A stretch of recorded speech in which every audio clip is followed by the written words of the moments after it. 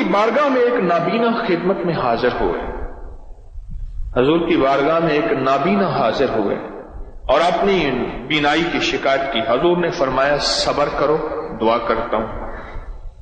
فرمانے لگے حضور کوئی ہاتھ پکڑنے والا نہیں ہے، ٹھوکریں کھاتا ہوں، آپ دعا فرما دیں یہ بینائی واپس آ جائے۔ اچھا، آپ نے فرمایا چلو ایسا کرو، وضو کرو اور یہ دعا پڑھو جو دعا میں نے دی ہے۔ میں نے کئی لوگوں کو بتایا جن کی بینائی ختم ہو گئی تھی، جن کی بینائی تھوڑی ہو گئی تھی، جن کی بینائی ختم ہو رہی تھی، جن کا آنکھوں کا نور ختم ہو گیا تھا۔ پھر میرا ایک وجدان تھا، اس وجدان پہ میں کامیاب ہوا۔ میرے دل میں ایک دفعہ ایک بات آئی، میں نے کہا دل کی روشنی جس کی ختم ہو جائے اس کے لیے بھی یہ نسخہ کام کرے گا۔ حکیم ہوں نا، حکیم ہم لوگ کیا کرتے ہیں، کہتے ہیں فلاں بیماری پہ نسخے نے کام کیا۔ یہ وظیفہ میں نے آقا کا فرمان سنا، حضور کا فرمان سنا۔ میرے حضور نے فرمایا آنکھیں نہیں ہیں، صبر کر لو۔ میں حضور ہاتھ پکڑنے والا کوئی نہیں، ٹھوکریں کھاتا ہوں، آپ کوئی عنایت فرما دیں۔ میرے حضور نے یہی نسخہ عنایت فرمایا، یہی وظیفہ، اور اس کی آنکھیں ٹھیک ہو گئیں۔ میں نے کئی لوگوں کو دیا جن کے دل کی آنکھیں ختم ہو گئی تھیں، دل کی روشنی ختم ہو گئی تھی، دل کا نور ختم ہو گیا تھا۔ مجھے بے شمار نے بتایا کہ ان کا دل کا نور واپس آیا ہے اور دل کی روشنی واپس آئی ہے اور آنکھوں کا سرور واپس آیا ہے۔ اور اگلے لفظوں میں کیا کہوں، ان کے دل کو کشف شروع ہو گیا ہے اور دل کے اندر نور بھر گیا ہے اور دل کی روشنی ہے۔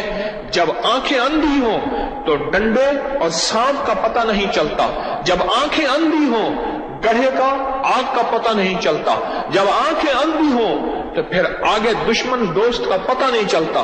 اس طرح جب دل کی آنکھیں اندھی ہوتی ہیں پھر یہ پتہ نہیں چلتا کہ میری آخرت برباد ہو رہی ہے یا خراب ہو رہی، اور مجھے اس میں خیر ہے یا شر ہے، اور میری شادیوں میں ہر وہ کام کر رہا جس میں کملی والے ناراض ہیں، اور غمیوں میں پھر جب آنکھیں اندھی ہوتی ہیں پھر شریکوں کو دیکھتا ہے، رشتہ داروں کو دیکھتا ہے، دوستوں کو دیکھتا ہے، دل کے شوق پورے کرتا ہے، پھر کملی والے کی نظر کو دیکھ کے حیا نہیں آتی۔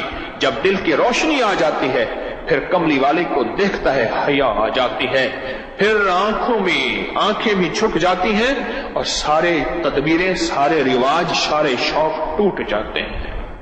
میں نے تو کئی لوگوں کو دیا یہ نسخہ، یہ فضائل درود، فضائل حج سے بتا رہا ہوں میں، صفحہ نمبر 165 ہے، حضرت شیخ الحدیث کی لکھی ہوئی کتاب ہے، اور مشکلات کے لیے انوکھی چیز ہے۔ کوئی مشکل ہو، کوئی مشکل ہو۔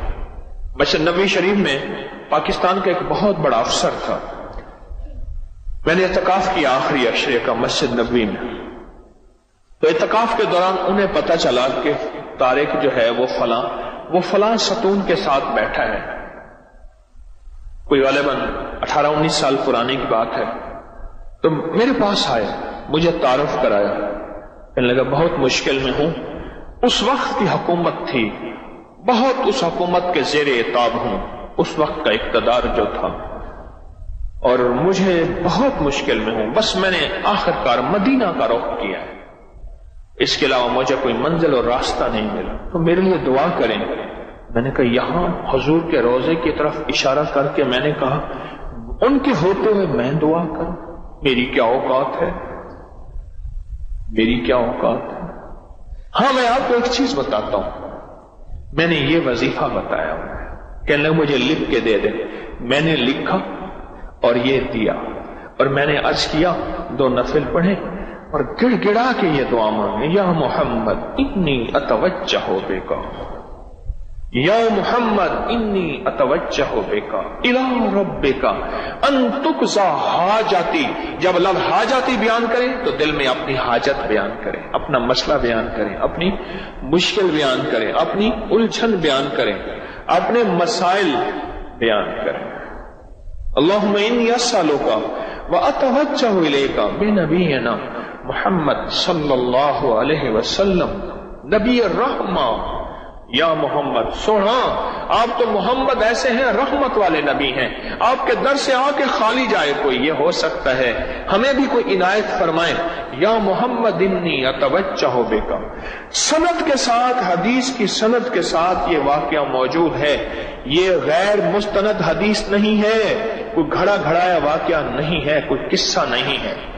آگے سنیں، وہ نابینا آئے ایسے کہ جیسے ان کی آنکھیں آج تک ضائع ہی نہیں ہوئی تھیں، ایسے ان کی آنکھیں ٹھیک ہوگی۔ اور اس سے آگے فرمایا کہ علامہ فرماتے ہیں یہ قصہ عثمان بن حنیف کے فہم سے استدلال میں ہے کہ وہ حضور کی خدمت میں حاضر ہوئے، اور یہ صرف ان کے ساتھ مخصوص نہیں سمجھنا چاہیے کہ اس دور کا قصہ تھا، اس دور کا واقعہ تھا، دور گیا واقعہ گیا، نہیں، فرمایا قیامت تک اس کا فیض چلتا رہے گا،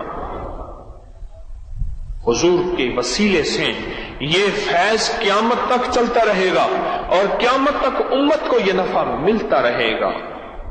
مجھے کئی بزرگوں سے اس فیض کی اجازت ہے، میں نے ایک دفعہ عمل کیا تھا، شیخ عبد القدوس گنگوہی رحمت اللہ علیہ بہت بڑی ہستی، صدیوں پرانے گزرے ہیں، میں نے ان کو خواب میں زیارت کی، میں نے ان سے اس عمل کی اجازت مانگی تھی، مجھے انہوں نے اس عمل کی اجازت دی تھی۔